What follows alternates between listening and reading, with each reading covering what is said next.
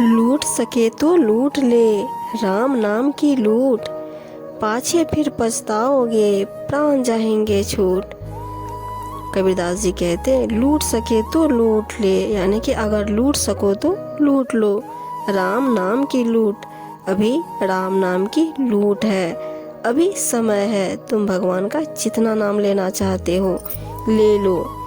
पाछे फिर पछताओगे यदि नहीं लूटे तो बाद में पछताना पड़ेगा। प्राण जाएंगे जब प्राण छूट जाएंगे। का भरोसा देह का बिनस जाए छिन माही, सांस सांस सुमिरन करो और जतन कछु नाही। कबीर जी कहते हैं का भरोसा देह का, यानी कि इस शरीर का क्या भरोसा है। बिनस जाए छिन माही, यानी कि किसी भी क्षण यह शरीर हमसे छीन सकता है। सांस सांस सुमिरन करो, इसलिए हर सांस में ईश्वर को याद करो और जतन कछु नाही। इसके अलावा मुक्ति का कोई दूसरा मार्ग नहीं है। दुख में सुमिरन सब करे, सुख में करे ना कोई।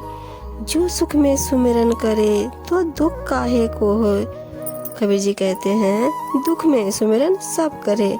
आमतौर पर मनुष्य ईश्वर को दुख में याद करता है, सुख में करे ना कोई। सुख में ईश्वर को भूल जाते हैं।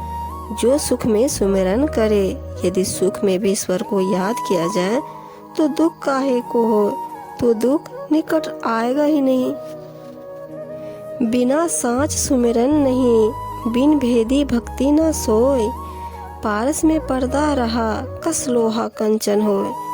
कबीरदास जी कहते हैं बिना सांच सुमिरन नहीं, यानी कि बिना ज्ञान के प्रभु का स्मरण यानी कि सुमिरन नहीं हो सकता।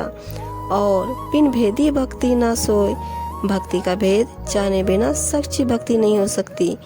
पारस में पर्दा रहा, जैसे पारस में थोड़ा सा भी खोट हो, कस लोहा कंचन हो, तो वह लोहे को सोना नहीं बना सकता। यदि मन में विकारों का खोट हो तो मनुष्य सच्चे मन से सुमिरन नहीं कर सकता। आया था किस काम को तू सोया चादर तान, सूरत संभाल ए गाफिल अपना आप पहचान।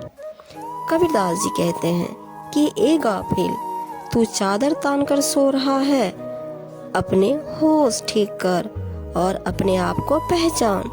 तू किस काम के लिए आया था और तू कौन है, स्वयं को पहचान और अच्छे कर्म कर। जहाँ आपा तहाँ आपदा, जहाँ संशय तहाँ रोग। कहे कबीर यह क्यों मिटे चारों धीरज रोग। कबीर साहब जी कहते हैं जहाँ मनुष्य में घमंड हो जाता है उस पर आपत्तियाँ आने लगती है, और जहाँ संदेह होता है वहाँ निराशा और चिंता होने लगती है।